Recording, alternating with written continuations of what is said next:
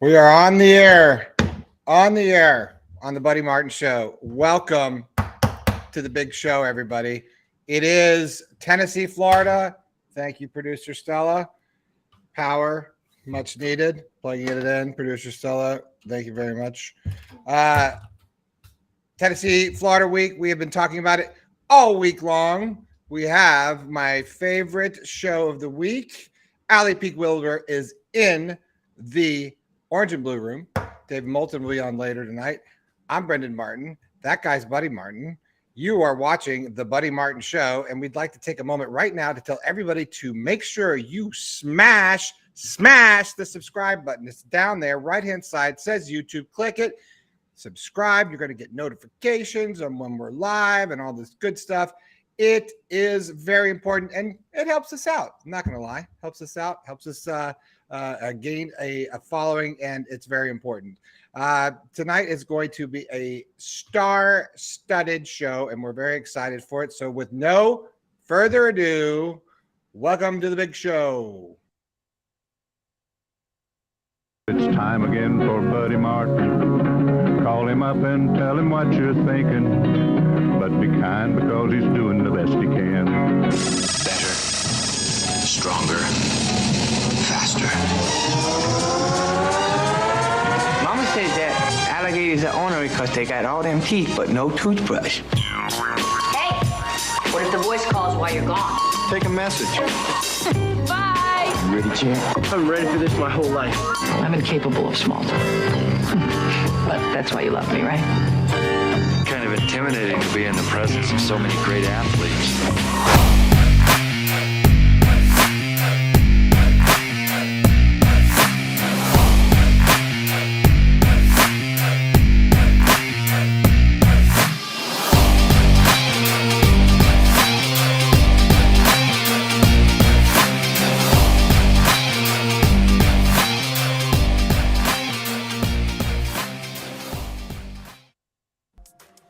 Dilly to you all. Buddy, I have something special for you since it is Tennessee, Florida, and I usually have some fun with it. Tonight, I'd like to let everybody know that, we're going to be talking about your favorite Gator balls memory. I just, it was something that I put together last minute. I hope you all have fun with this. It's exciting, but, I think that's part of what we're going to be talking about tonight. Buddy, isn't that true? Yeah, I mean, everybody's got a favorite game, and they're different, a lot of different eras. But it's a good subject, and I got to tell you, I think this game arouses passion in fans, and that's something that I think everybody, both sides need. It's been overanalyzed, but it is Tennessee, Florida. I don't care what numbers you put up there; it's Tennessee, Florida, and it's been one of the top rivalries in the country. Has fallen on hard times. Tennessee hasn't won here in 9 years. So there's all kinds of numbers out there. But somebody who has some of those knows this series quite well since her husband played in it. Will be our favorite guest, Alley Wilbur. How you doing? Doing pretty good. How are you guys doing? Good. You had a little fire on your show. You had that show with that guy from Tennessee. I could see in your eyes talking about this game. And you go back a little way, not too far. Like me, I go back way back. But what does it mean to you, Allie, when you think about Florida, Tennessee? This game actually means a lot to me. My birthday weekend is always Tennessee weekend. Is it your birthday now? Sunday is my birthday, yes. And happy birthday to you. Thanks. And my dad is the 15th and my Aunt Rosemary is the 16th. So growing up, we always went to the Tennessee game. We went with my aunt, my dad was there. We always sat together. We always celebrated our birthdays on this weekend. There's been, a couple one-offs. I think the COVID year, and then obviously September 11th, 2001, when the game was moved to December. But it's usually always my birthday weekend. So I love it just for that. But there's been so many good games in this rivalry. There really have been. Fun to go to Knoxville. It's fun when they come to Gainesville. They've only won in Gainesville 5 times since 1953. Which is honestly a wild stat. Yeah, it is. When you think about it. And, Eric's team lost to them in 2003 at home. That was one of those losses. So, that stings. But it's just always a good game. It's always fun. There's just so much history behind it. It's one of my favorite rivalries. Well, I can feel you on some things that were around before you were born, and you've seen it for a long time. And Brenden has seen this series for a long time. And I think we heard from people tonight whose passions are aroused, because Florida needs to win this football game very badly. And I heard some commentary today on your show with your guest. He had a few things to say about it. I thought the most telling thing he said was, when you asked him about Florida, he said, what's the most important? He said, the swamp, he said. Mm-hmm. They fear the swamp, right? And we do. Yeah. And it's a loud stadium, and especially when the fans really show up and they're into it. And I think that they will be, because I feel like there's a lot riding on this game. Yeah. I think Gator fans are really anxious about it. And I think if Florida wins, it kind of gives Billy Napier maybe a little bit of grace with the fans. It gives them a little more patience. So I think it's really important, and I think it will be rocking. I think, 7:00 night game, first SEC opponent of the year. It's going to be the 12th man for us. And I do find it ironic that so many people have commented about, oh man, it's so hard to go play in the swamp because it's so loud. Yet we're also considering downsizing it. In renovations. Little dig right in there for Scott Strickland. Hello. Shots fired. No, I'm just saying, if everybody points out that it's our greatest strength, it just seems weird to do anything to change it. But Shane Matthews is making a T-shirt. Shane Matthews is making a T-shirt. He goes, "Don't mess with the swamp." I want one of those. Sorry, Brenden. I need one. That's great. Yeah. I told him to make some up. We'll see if he does or not. Yeah, that'd be great. Brenden, I'm sorry. Go ahead. No, I was just saying I agree with what you were saying there, Ali. I said, when I first heard about the renovations, I was like, yeah, I get the money part. I get the, renovation part. But why shouldn't we be adding, not subtracting? It's like, don't you want to put more seats in there instead of taking it away? I mean, isn't part of being in the swamp being hot, sweaty, on top of each other, ridiculousness, screaming for the Gators? Isn't that like the whole thing? It's not comfortable. It's not supposed to be comfortable.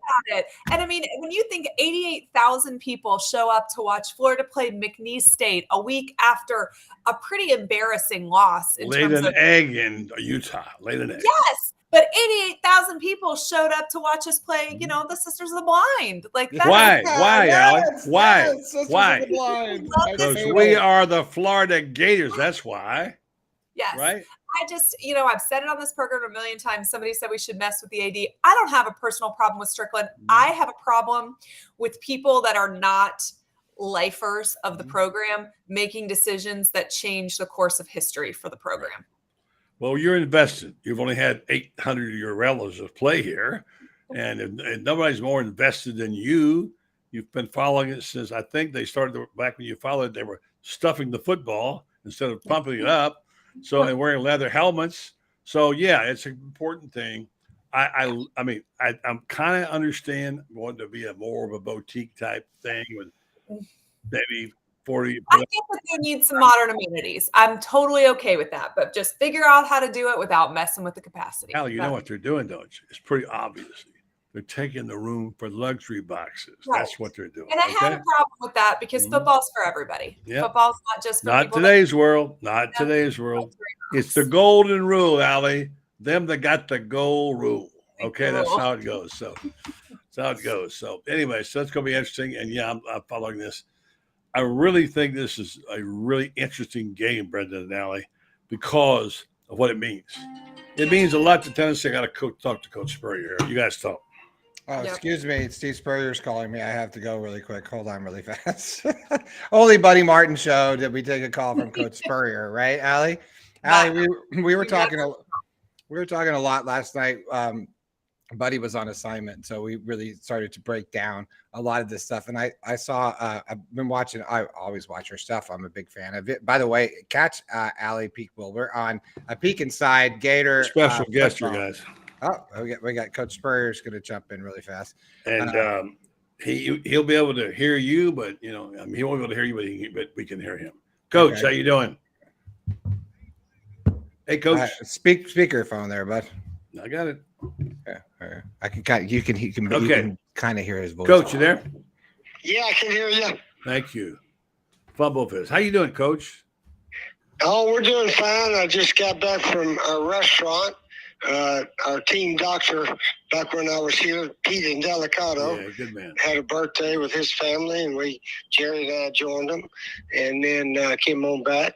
But, yeah, the restaurant was packed like always, and it'll be packed again tomorrow night, I'm sure, maybe with some Tennessee Volunteer fans there. Oh, yeah. How about that? Well, they loved – I heard Alec can hear you. You can't hear her. She had a guest on today who said – it was a Tennessee guy. And he said, I miss those days of Steve Spurrier and can't spell sisters out the UNT. And Allie, I know he can't hear you, but that's what he said. Yeah. So you can go, you can talk, and although Steve can't hear you, your audience can hear you. No. So that was a good point. Coach, so much has gone on now. A lot of things happening. You had a wonderful visit to the Dukies and saw a terrific game. And I know your heart was filled with joy because that was celebrating the win you had over them. What was that like?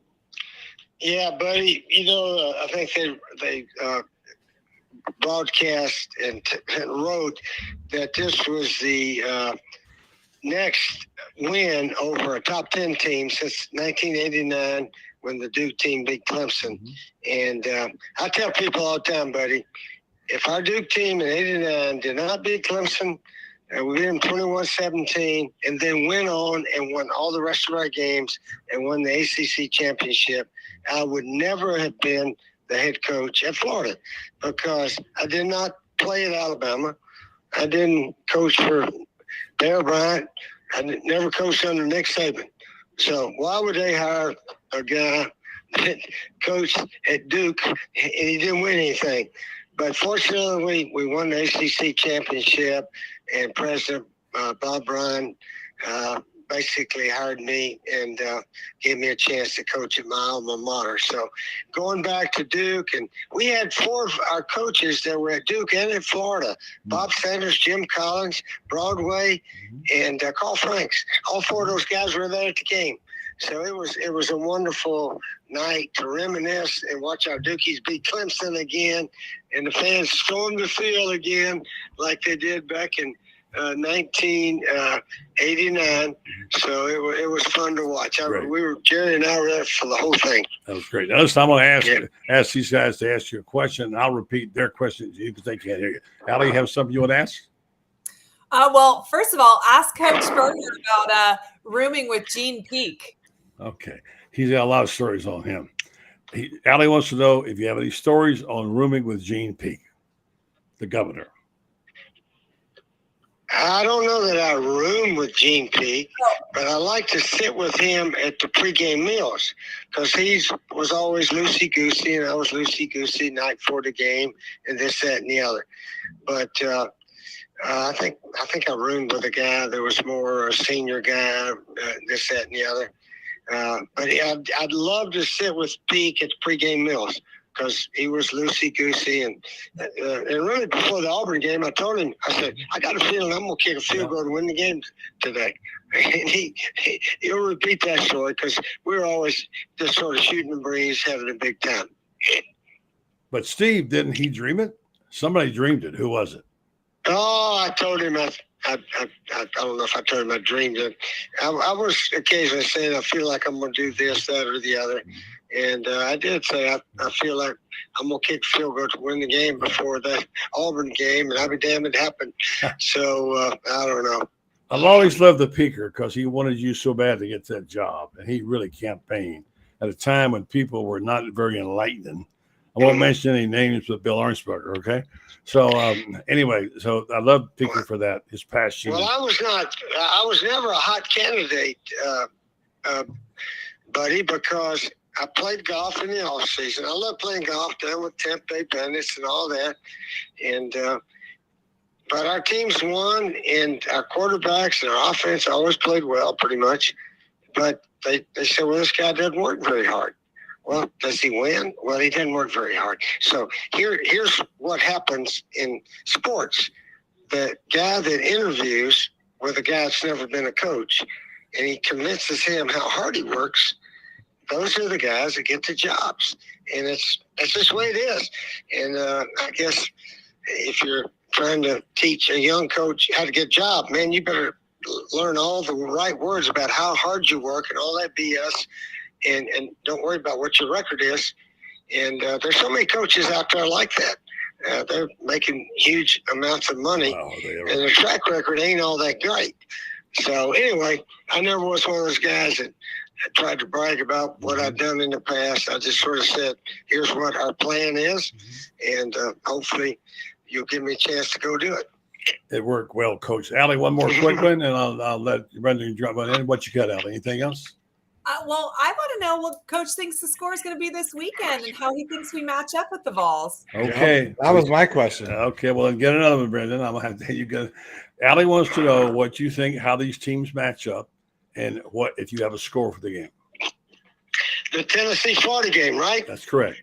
I think they match up very evenly. I really do. I think the team that plays the best, and maybe the coaches that coach the best, will win this game. I think talent-wise, pretty even. And Tennessee has not been all that impressive. And obviously we haven't. So I really believe it's a toss-up game, and we got an excellent chance to beat those guys. We got to play better than them, and we got to coach better than them. Simple as that. Brenden, I think we're hearing Coach Spurrier. I think he's picking the Gators. Brenden, what do you think? I hope so. All right, Brenden, what's your question? I wanted to know what Coach's favorite Tennessee-Florida memory was as a coach. Okay. Brenden wants to know, what was your favorite Tennessee-Florida memory as a coach? You know what? He may not like this memory, but I'll tell you, buddy, and I've said it many times, people say, what was your favorite game against Tennessee? And I'm going to tell you when it was. It was when I was an assistant coach at Duke, 1982, and we opened the season at Tennessee. They had Reggie White, defensive lineman, Willie Galt, wide receiver. They were about 25-point favorites. I don't know what they were. And we had our Dookie bunch of guys. We went 6-5 the year before, but we go to Knoxville, and it was a heck of a game.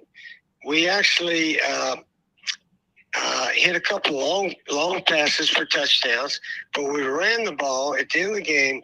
We ran the ball from our 1 yard line to their 1 yard line and ate up the last 11, 12 minutes of the game.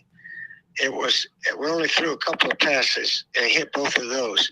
But anyway, we got down to their 1 yard line. There was about a minute and a half left, and they had no timeouts left.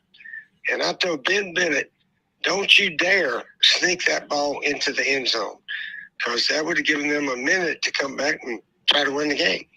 And so sure enough, he was smart enough to take a knee on the 2 yard line, and we killed the clock. But as a kid from East Tennessee, Johnson City, Newport, Tennessee, going up there and watching the Vols play, and this is my first time ever to compete against Tennessee. I sort of had chill bumps, maybe a little tear when the announcer came on and said it's football time in Tennessee. Oh, I love that. I don't know if you remember, they say that right before every game. John Ward. Yeah, that was him.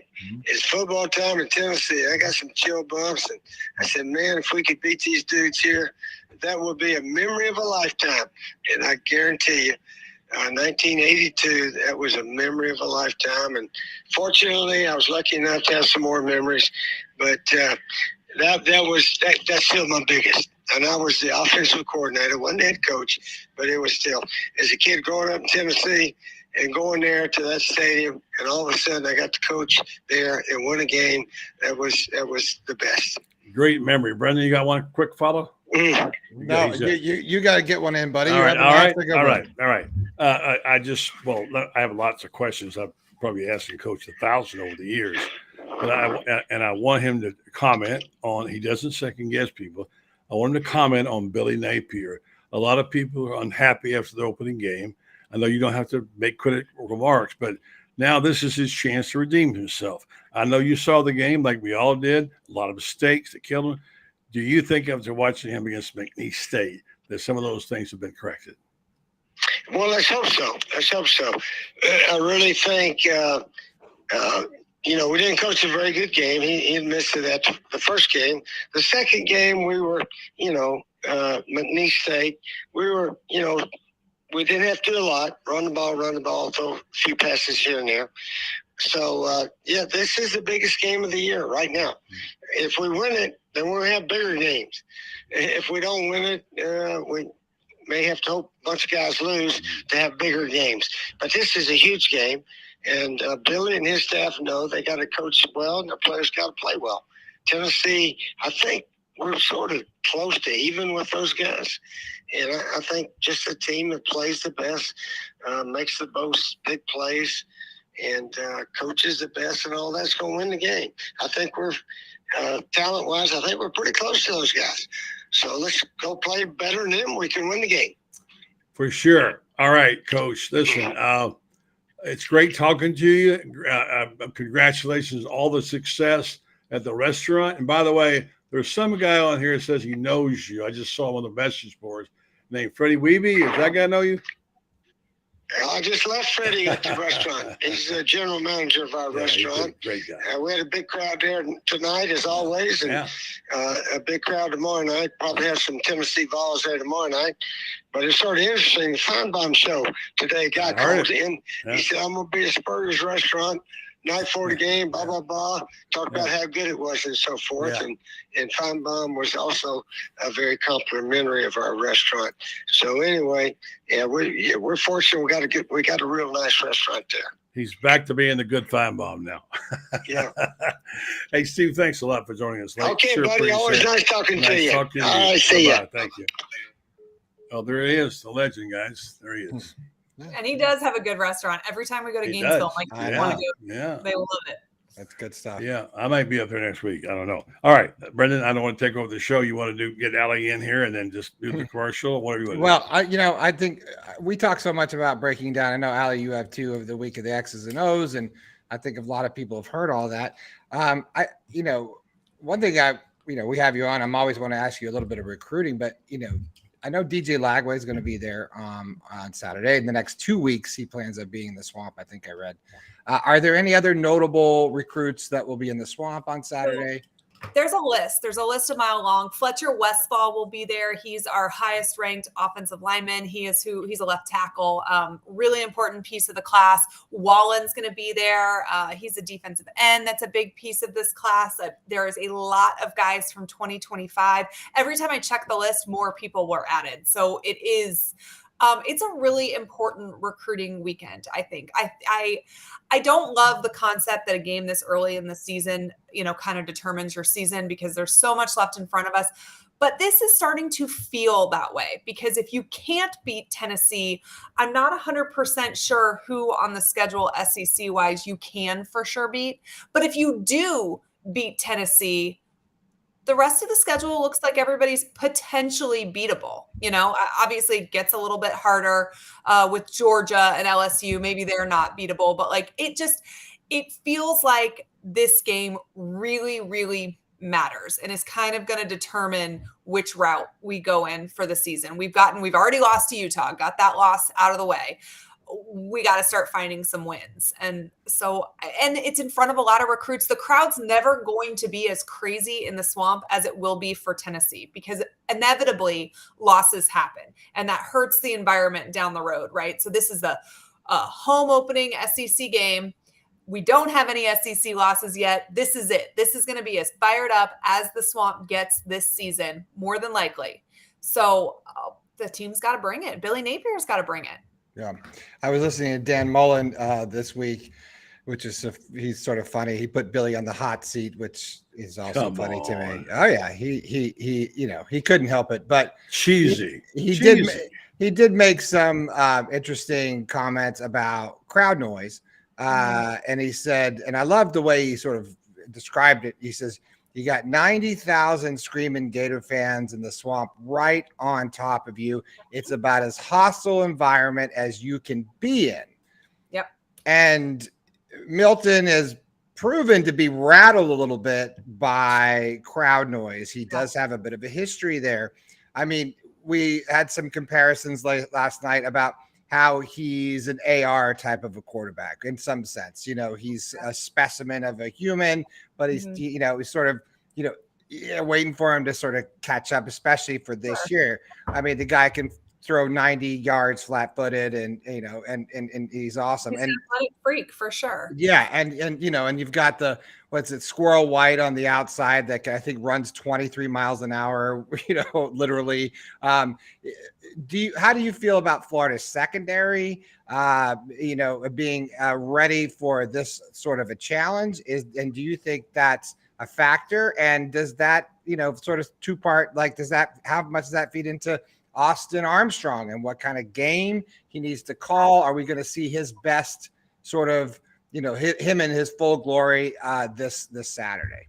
So we talked to Tate Casey last night. That this interview is going to air tomorrow, and we talked a lot about that. And I talked to Chris Doring earlier in the week. Yeah, I saw that. It's a good interview. Yeah. Thanks. Something that both of them kind of harped on is that they feel like Austin Armstrong is a balls to the wall type of coach, and that this defensive line needs that. And I don't know, this defense is much improved, right? But this defensive line really hasn't hit that last gear yet. Eric keeps saying he feels like they lack a little bit of intensity, and that's not, they don't lack heart, but they aren't balls to the wall yet. And one of the things that Pete said is that he feels like Austin Armstrong is the type of coach where he's like, I want you to go 100 miles an hour. I don't care if you make a mistake. I'd rather you make a mistake going 100 miles an hour than going 70 miles an hour because you're afraid to make a mistake. And I like that. I like that a lot. Yeah.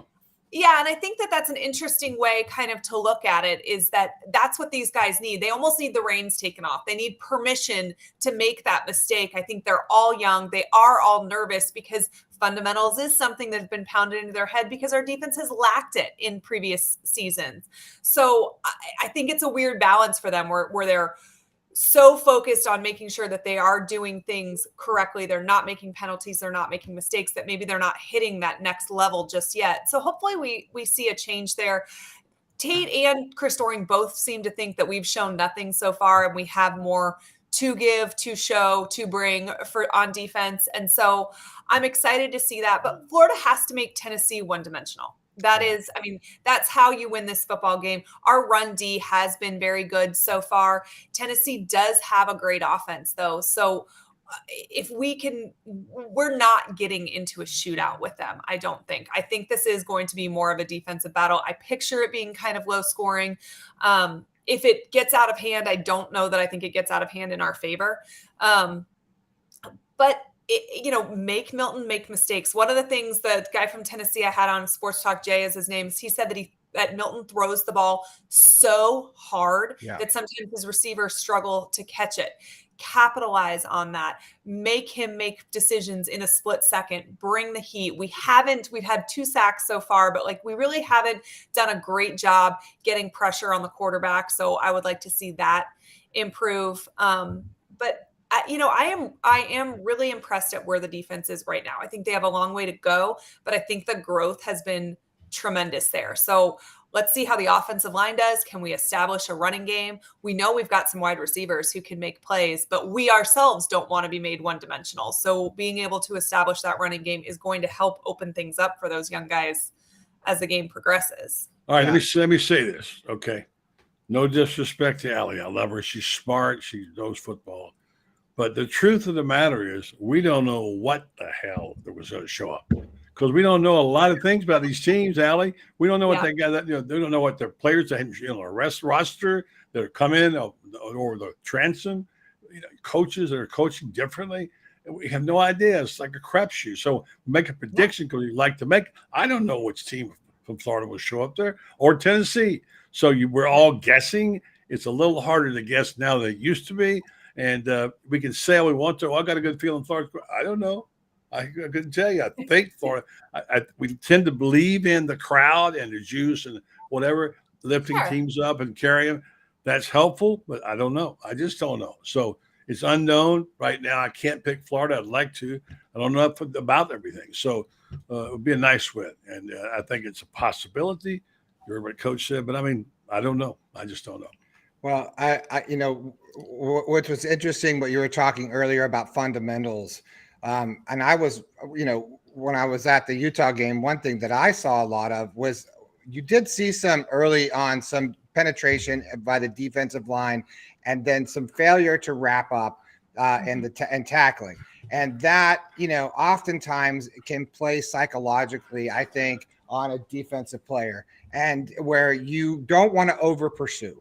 You don't want to get in the backfield and be like, I'm here. Oh, now what? And then you arm tackle and you miss it. And I think that's what Florida really can't do. A lot of these basics: stay at home, be where you're supposed to be, do your job, execute where you're supposed to play. Don't over pursue.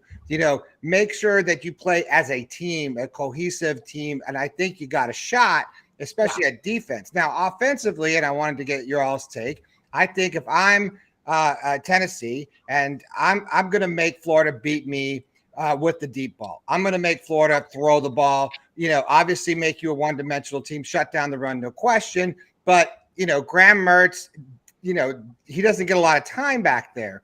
And what's the edge, the defensive edge on Tennessee's name? He's forgetting me. He has 5 sacks this season. I think, was it Pierce, or he's the all-star defensive end. Anyway, I'll think of it. But you can't let these guys run ruckshot in the backfield, because that's what Utah did. Right. And you're going to take a sack because the offensive line is clearly struggling. Do you all agree with the fact that the scheme and game plan, establishing the run early and getting some pacing, maybe a lot of this 2-minute offense like we saw early on in the McNeese State game, where, you're sort of keeping them on the toes, using the crowd to your advantage, because the last thing you want to do is go 3 and out and take the crowd out of it, because once you do that, now it's even Steven in a lot of ways. And the crowd is sort of ready to walk because they're a little gun shy from what's already happened. So, what do you do if you're Napier? Do you try to get some early, success with Graham Mertz with these 10-yard slants, a couple of go routes, just to, establish, maybe go 3 for 5 and get some first downs, time of possession. What's your scheme? And Allie, ask you first. What was the question again? I'm talking about if you're Billy Napier, and what is your scheme? I know it's hard. You can't look at your phone. What's your scheme for Billy Napier offensively? I mean, you go with the guy you trust first, right? I would get the ball to Ricky Pearsall, get it in his hands early. But I understand the concept of making sure that you aren't one-dimensional and moving the ball and getting some excitement in the crowd. But I do really feel strongly that they need to establish the running game. They have to be able to run the ball against Tennessee to win, I think.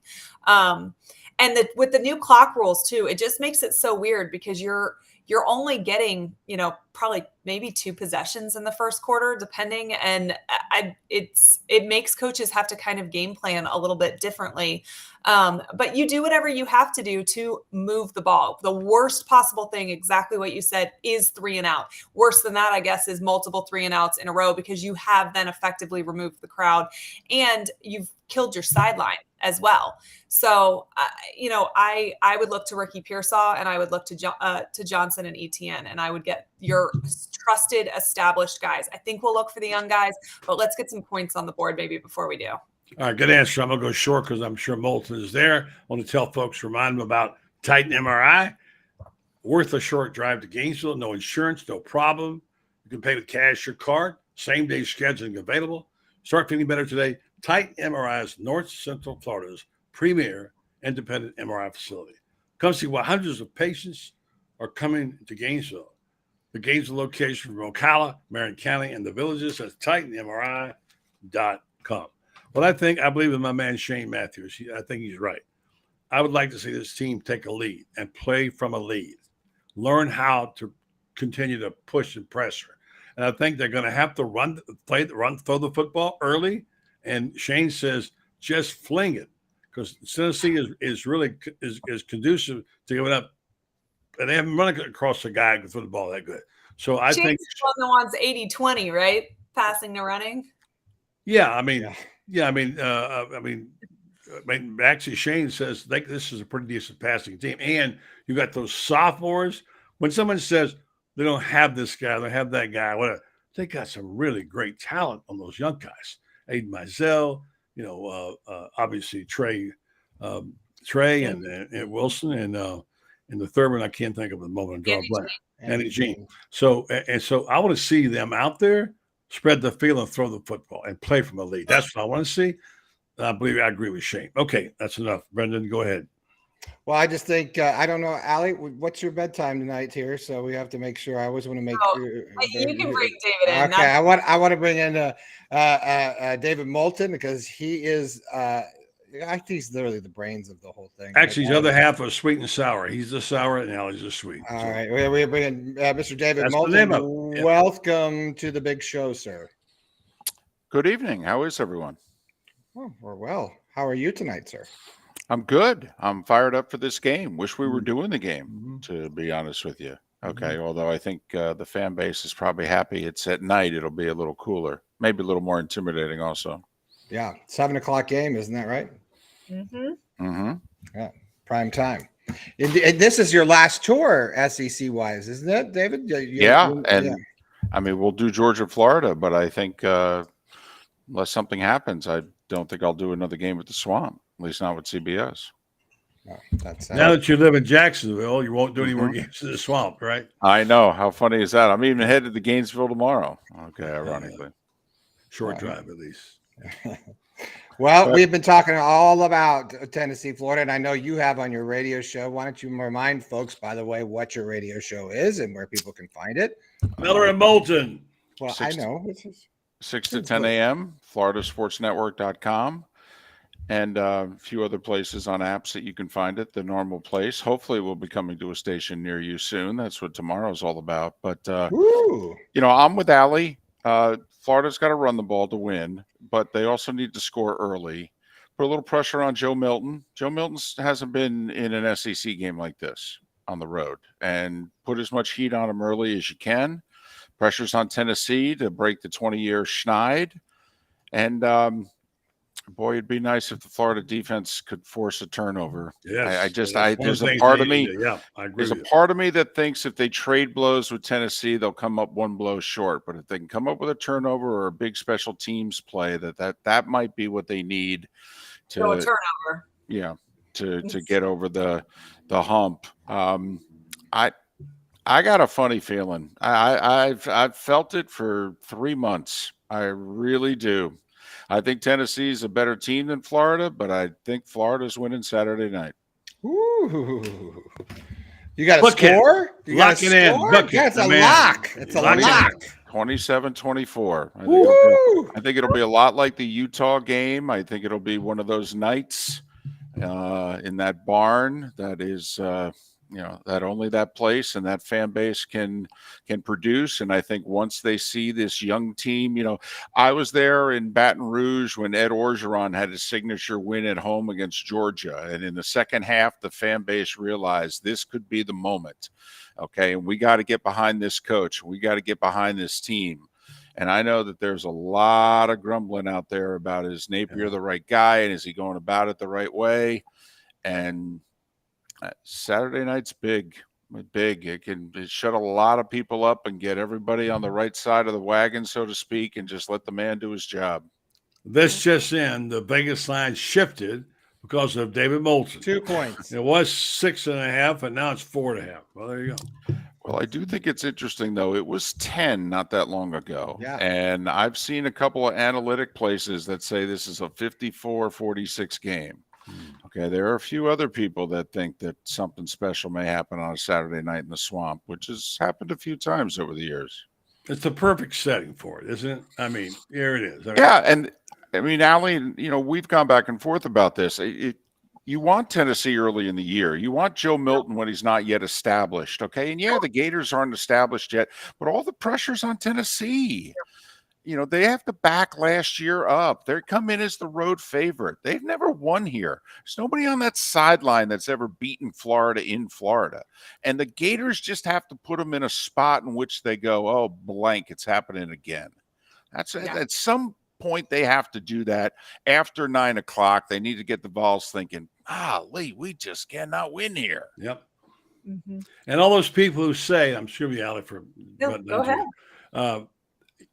People say, well, those kids never played here. They don't care about this. I say balderdash because A lot of their daddies knew about it, and the fans know about it. And you can't escape it. If you have any knowledge whatsoever about Florida and Tennessee, you know how bad did they played the Swamp. So it does impact the teams. And the kids don't know about it. So I think it's a factor, David. I think you're right. Oh, Allie, and I don't know your thoughts. I think it's very beneficial, and I know it's a different defensive coaching staff, but I think it's very beneficial that they got to play Tennessee last year. Napier and what the remaining staff, they got to play that offense. That offense when it was high octane. That offense was on a roll. And the Gators for a quarter and a half in Knoxville were actually playing their game and doing a good job. And then for an hour, their safeties got beat badly and they had a really bad hour. And then they fought back and had a chance. I actually think, whoever played in that game can draw off that game. They went toe-to-toe with Tennessee last year. They lost, but they played them.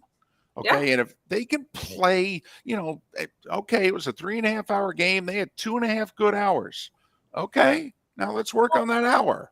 Honestly, though, with that line of thinking, Florida went toe-to-toe and with pretty much everybody they lost to last year. So maybe that is an advantage that they'll get to use this season. I mean, Florida lost a lot of toss-up games, right? But they were in it the entire time. They fought till the very end. Some of them shouldn't have been toss-up games like a Vanderbilt. But they went toe-to-toe with LSU. They went toe-to-toe with Florida State. But I think don't you think it's important, though? This team plays at a tempo that really no one else plays at. And I do think it's important to have played it. Have witnessed that personally. And quite frankly, this quarterback's not going to be as good as last year's quarterback. This year's wide receivers are not as good as last year's. I mean, all three of those guys are in the pros.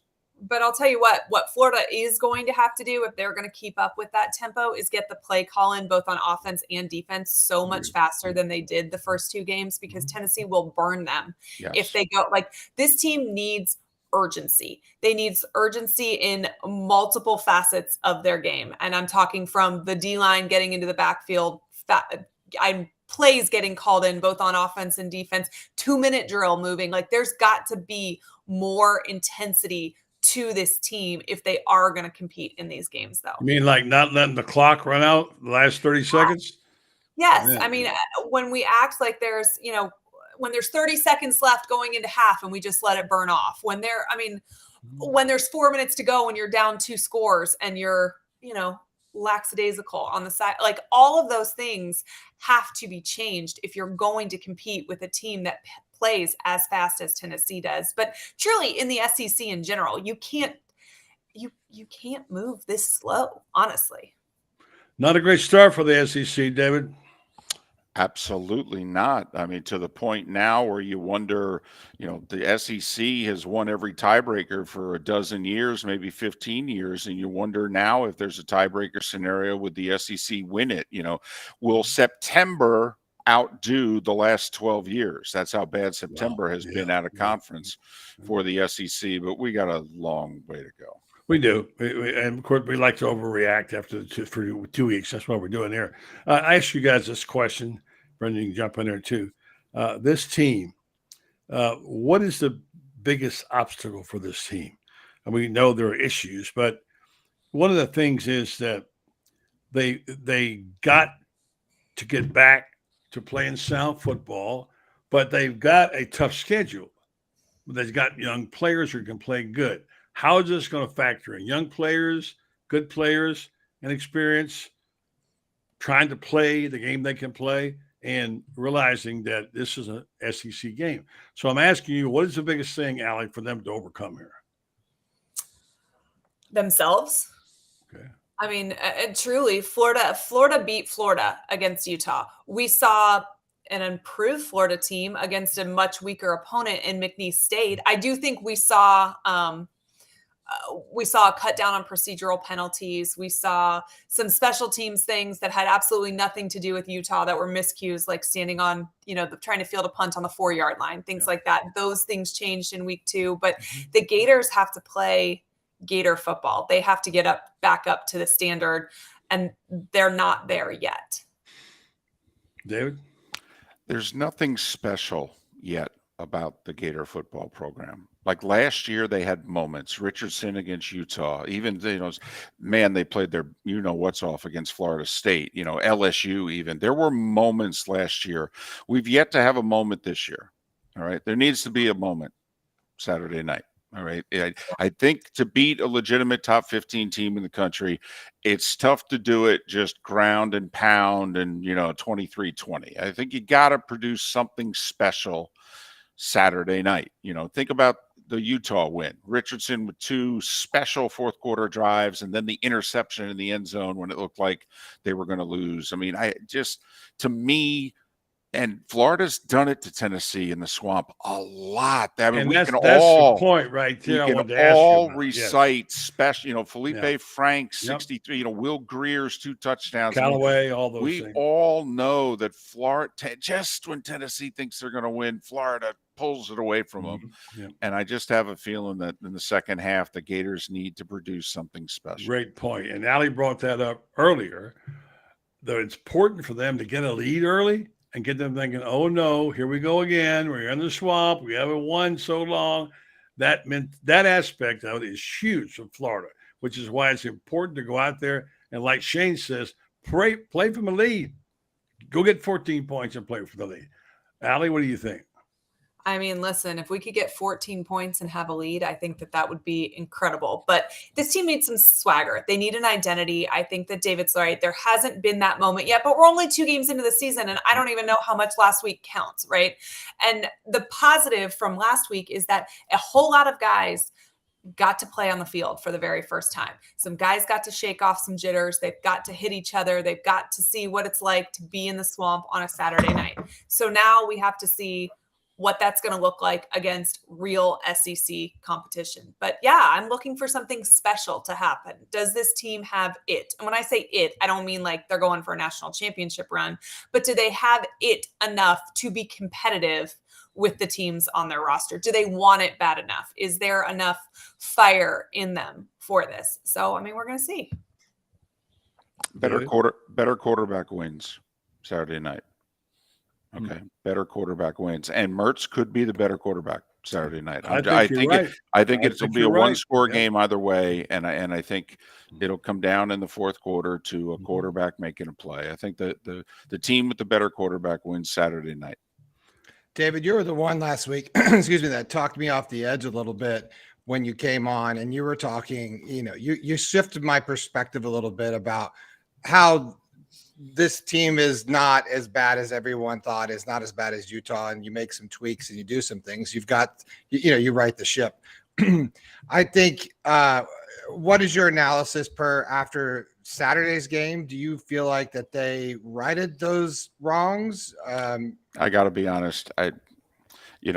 Just like Tennessee's effort last Saturday against an inferior opponent, I don't even think Tennessee wanted to play. I think Tennessee had the Florida game circled since after the opener. And, Florida's at a little different point. Like Allie said, it's important for some guys to get their feet wet. And, that's what got accomplished on Saturday. Maybe a little confidence after the Utah game. That's good.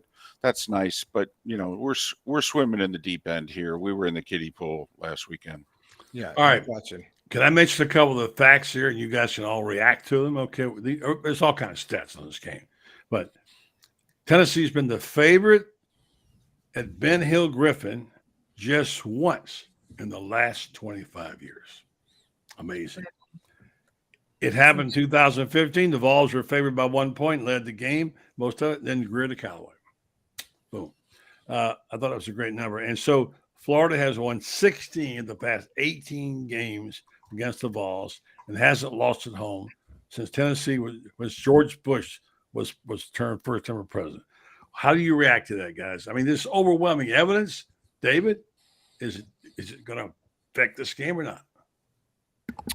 I think the fact that Moulton's never been in this situation and been effective is the biggest factor in it, even more so than the history. The Tennessee fans are very aware of the history. Yeah. The players today, I don't really know how much it's going to bog down them, but I don't know. There are times where you have a feeling. Allie and I saw the Utah game the same way. ironically enough. I know everybody tries to point out how different we are. We both were, singing the glass half full theme, and they just tighten up their mistakes and make a play that we haven't seen them make, yet this year, and that we really wonder, do they have something special in them, or are they just going to be kind of a plodding team? They're young in so many spots, but everybody has a moment, and I hope for the program it's Saturday. We only have a sweet and sour pick, Brenden. Going back to the Utah game, I think we saw offensively, just even formation wise, a lot more wrinkles that they were trying to pull off, which I think that's where they went wrong a lot of times, running trips left and right, getting guys not being on the line of scrimmage, formation calls, those kind of things. And we didn't see a whole lot of those package, obviously, against McNeese State, because you're not going to, showcase those. I got to think Florida's going to look a little different offensively this week to try to sort of take advantage of more of these, more of their wide receivers and spread the ball out a little bit more. That's at least what I would think they're going to do. See, and Allie, I don't know what you're thinking, but Tennessee hasn't really played anybody yet, so they're only giving up like 87 yards rushing a game. Something early, like Florida wants to establish the run. Well, what if they do? All of a sudden you got the Tennessee defensive players looking at one another like, what the hell's going on? Now what? Yeah. Okay. I mean, it's just little things like that. Okay.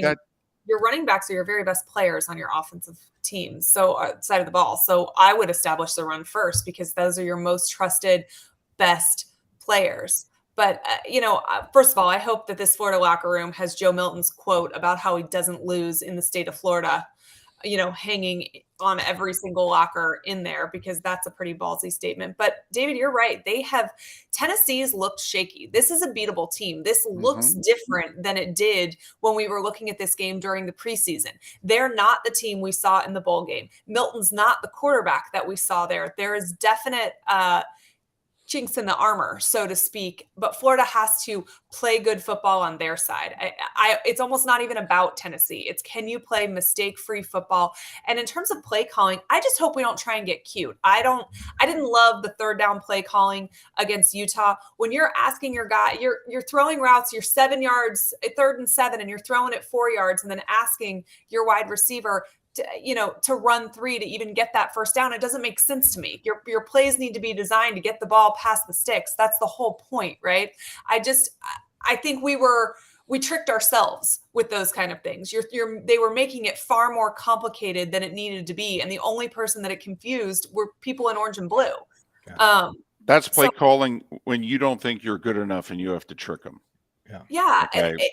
And and I know Napier said, when asked about third down, he was like, well, my goal is really to not put us in that position, so to have better first and second downs. And like, okay, I get that. But 3rd and 4 should be manageable. But we somehow figured out a way to draw up a play that, ended up 3rd and 6 because we're passing it behind the line of scrimmage. Like, the play calling didn't make sense to me. And it felt like we were trying to look smarter than we are, or trickier than we are, or whatever else. So I hope, keep it simple, stupid. Use the athletes you have. Our athletes, athlete to athlete, Florida has better athletes than Tennessee does. Use that.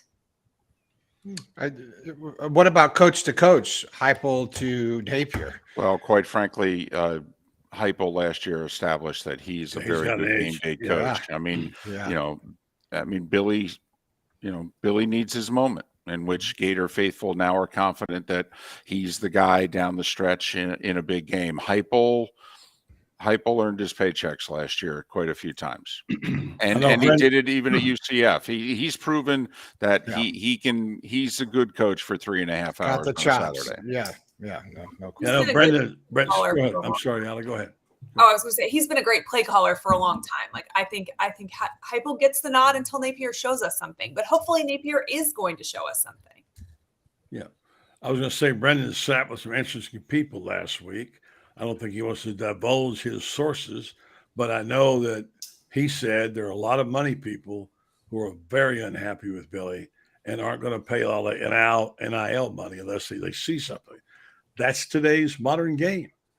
It's the golden rule, Allie. What is the golden rule? Them that got the gold rule. But it's some point, we've got to let somebody give it the full effort, right? If we say that this is a total rebuild, you can have all of these millions of dollars worth of resources, then shouldn't we also give that person the time to see if it at least is going to work? Absolutely, but it's not in theory, sure. But I liked what Chris Doring said on your show, was it yesterday, where he says, I really feel like this is Billy's first year. Yeah. And he said that a couple of times because he had to take it down to the studs, I believe he said, and do such a rebuild. What do you guys think about that? Do you think that's once again, sweet and sour are actually on the same page. Napier got the job by professing, I'm going to do this long and slow. And the guy who hired him said, okay, I'm in.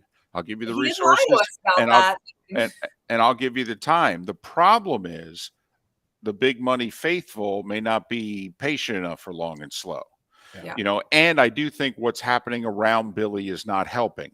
Miami beating A&M doesn't help Billy Napier. Florida State being Florida State again doesn't help Billy Napier. Colorado. In Colorado, what he's doing doesn't help 50 coaches around the country. And that's why Billy, I think, needs a win to get everybody to just back off and let me do my job. Well, the SEC going 3-6 helps Billy Napier. Because it's kind of a wide open race in the East. Is everybody saying Florida's a gimme win when they look at that? All of our opponents? I mean, no, but it doesn't take him completely out of sort of Gator fans thought process about winning the East potentially, which is I don't think possible. I don't think Gator fans care about how the SEC is doing non-conference. I think they care about the Gators, and they beat Tennessee at home. That's the other thing. Another thing that will even if Florida plays really well and loses a close game, Gator fans will go, God, we don't lose to Tennessee at home. Rival game. The rivalry games are what is going to get Napier. Honestly, that is the problem. That's where the patience runs out. Yep. You can't go 0-3 against your rivals a second year in a row. This would be 0-6, Allie, if he loses on all rival games. So 3 this year, 3 last year. I just. You can't repeatedly do that. That is what gets you fired, honestly, is the rivalry games. That's the issue. And I think at some point we devalue the job when we keep saying every 2 years the person's on the hot seat, because then nobody wants the job, because 2 years is a very small amount of time to turn things around. But you want to buy some grace from Gator fans, beat your rivals. People will forgive a loss to Missouri if you've beaten Tennessee and you've beaten LSU and you've beaten Florida State or, whatever. And here's the other thing, guys. I mean, quite frankly, the SEC is not looking as formidable as we thought they were going to look. And I don't mean the West. I mean the East. Kentucky has not looked all that great. South Carolina's offensive line looks, never bought into South Carolina. I mean, their line is horrible right now. They can't protect Rattler, and if they could, he's a pro quarterback, but they can't block for him at all. Missouri doesn't look like offensively they've taken the next step. All of a sudden, Florida can win Saturday. All those toss-up games, you start thinking, well, hell, they're going to find ways to win those games. And now all of a sudden, we're looking at an 8-win season, maybe even a chance for more. Listen to David Moulton. Listen to that guy. He's become a sunshine pupper. Look at that. But no, that's how big Saturday is. They lose Saturday. We can all do the narrative. Now Kentucky becomes a must win. And then heading into October, they can't have the season go totally off the rails before they get to the cocktail party. I don't know. I've had this game circled since April. I just think it's the season. I really think the season will go how Saturday night goes. Yeah, one comment. We're running out of time here, and let Brenden tell us, but I want to get this in along with the commercials we have to get in. But I think you made a comment earlier about Billy being slow, about how the process he takes is slow. Well, we've talked about this ad infinitum, about him being a measure twice, cut once guy. He's a slow cooker. He likes to cook slow, Allie. You know how they roast those pigs or whatever? Cook slow. Unfortunately, there are a bunch of McDonald's eaters among the fan base who don't have time. They're fast food people. That's going to be the most fascinating thing, because the emotions of the fans go like this. If they beat Tennessee, he'll be a hero. right? He'll be a hero, and they'll love him forever. If he loses 2 weeks later, they want to kill him. That's just the basis of how it is. Anyway, he's a slow cooker, and this is McDonald fan base. I don't know about a hero. I think if he wins Saturday, to you he won't be, but he won't be a lot of fans. No, I don't think it. No, hero's a little too strong a word. What word did you use then? I think, quite frankly, the fan base may look at one another and go, you know what? Maybe he's our guy. Okay, right now, I mean, Allie, you tell me. Okay, you live in a Gator household. You talk to Gator faithful. Are they sure Billy's the guy now? Not yet. I mean, I think people want him to be the guy, but I don't think they're confident he's the guy yet. But I do think you win Tennessee, it's a whole new season, essentially. Exactly. Utah doesn't matter. You're 1-0 in the SEC. Kentucky's beatable. Missouri's beatable. South Carolina's beatable. All the games we talked about. It's a whole new season. You could be 6-1 heading into Georgia if you start with a win against Tennessee. It starts to get harder to find wins, though, if you lose to this Tennessee team. No, all right. No question. Well, guys, we probably could do another hour on this, but it's everyone's milk and cookies time, as Buddy should say. So we want to say, David, thank you very much. Allie, I know you've got four kids that you're probably in bed. Whole hour she did tonight. I know. And thank you all for your time. It's a big week, and I think you all are right. This is a huge game. This is the season. And I really appreciate your comments. Thanks, you guys, for coming in. Have a good weekend. Sweet and sour, way to rock. All right, I like it. I know, it's great. And look for Allie Peak Wilbur on YouTube, and look for David on Moulton and Moulton. You can probably Google both of those things and check them. Moulton and Miller. It's always Moulton and Moulton to me because it's Moulton. Yeah. All right. Good night. All right. Good night, guys. Thank you very much. Good night. Well, power pack show there. Those good, great information. I mean, those two are really good. They are really good. Really good stuff. Thank you. Who just said that? Tommy Seal, great show. I agree. Yeah, I agree. I love those two. They're very knowledgeable. Yeah. They give you good stuff. I mean, they can dish it as good as anybody. So it's fun to do. I like to sit back and just listen to them. Yeah, which we do most of the time. It's good stuff. I kind of just have them spot tonight.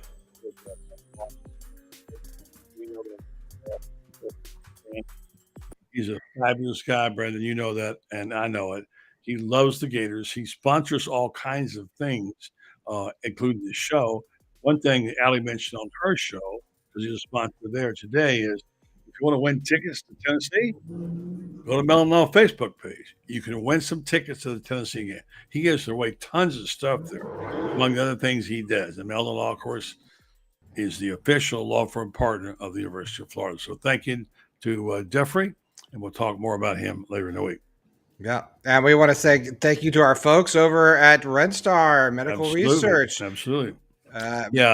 With a proven reputation as a high-quality, patient-centered clinical research facility, RedStar Medical Research brings cutting-edge technology to research trials in Ocala, areas like Alzheimer's, psoriasis, osteoarthritis, migraine, fibromyalgia, and many other things that affect us in this community. What they do is they invite some people like you to participate in the clinical research trials. You can, in some cases, get compensation for times and time and compensation. And they will continue to do these clinical research trials. They've done over 700 of them, and that means that they're studying our DNA to help us get better health. So go to RedStar.net, find out how you can sign up and maybe be a participant in one of these trials. And by the way, they are great supporters of this show and this community. RedStar Medical Research, seeking tomorrow's answers to the health questions of today. So you have to trust me there. When I go to health questions, you just got to trust that I'm going to be there with you. Okay. Like we're two MCs rocking it out, doing some rap. Hey, buddy, you did a good job tonight. Thank you. Yeah, good job by you, Buddy Martin. Before you go, if you like this guy over here, Buddy Martin, aka my dad, well, guess what? He still writes a column regularly, one of the best columns you can read anywhere online right now. We are running we had to keep our all access winning going through the Tennessee week. 20% off right now, all access annual membership on GatorBaitMedia.com. There will be a link in the chat. You click on that, baby. Go to subscriptions and put in code winning. Going to get yourself 20% off, and you will get Franz Beard, you will get Kyle Curtis, you'll get Matt Quartararo, you'll get Dan Bond, Bond, you'll get Buddy and the Martin, coach, Brenden Lauren Martin, Meadows, Lauren Meadows, and you get Chris Spears' galleries, by the way. Wonderful buddy. job back. We've got 2 galleries right now. If you have the mobile app, you can they're check it getting out. a lot of hits on that. We've got 2 galleries, so you can check out all that stuff. It's awesome. Go ahead and click on that bad boy, and you're going to be good to go. Don't forget to smash the subscribe button down here on the right, and you help us out. We really appreciate it, buddy. I will say goodnight to you, sir, and bid you adieu. It's your milk and cookies night. Good night. Love you, son. Love you too. Good night to Buddy Martin. And we say thank you to all of you. It's been a good week. Tomorrow night is the Orange and Blue Bloods show. We have Franz Beard, Brenden Martin, Buddy Martin, Ben Troop. He's always animated, so he'll be here. And Lauren Meadows. They're all going to come in, and it'll be a great show. It's always a good show.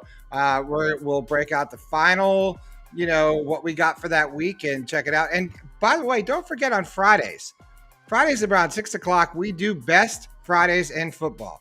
That is me, Buddy, and Urban Meyer every week. Yes, every week, Urban Meyer comes on. We record the show in the morning, and we play it back for you on Friday app for the Friday night at Best Fridays in Football. So check that out. And my daughter, who's now learning the ropes, how to be a producer. Where's the Gator head? You say, go Gators? Go Gators. Go Gators. Go Gators.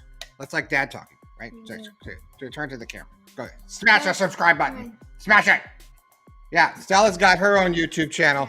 Yeah, you got to hype that up and check that out. So she's, we got him training young. So anyway, you've heard enough babbling from me. Oh my gosh, thanks to our guest, Steve Spurrier. Yeah, Coach Spurrier. If you didn't hear him tonight, rewind after we're done. He comes in right off the top. He's got some great stories about Tennessee, Florida. We asked him a couple of questions. He just randomly called, buddy. Just randomly called. Check it out. SOS is on for about 10, 12 minutes. Awesome stuff. He comes in. Allie Peak Wilbur, was here tonight. She was fantastic as usual. And then David Moulton. All really power-packed show. If you missed any of it, rewind. We'll be done here just shortly. I'm Brenden Martin. That's Stella Martin. What's the Gator's name? George? And that's George the Gator. We just picked him up tonight. He's part of the new family. Thanks for watching. We will see you tomorrow night. Have a good night, everybody. It's time. I do that every time. I do it every time. Every time. I have like a big send-off, and then I screw it up. All right, Stella, press this button right here. Ready? Okay, right here. 1, 2, 3. Good night, everybody.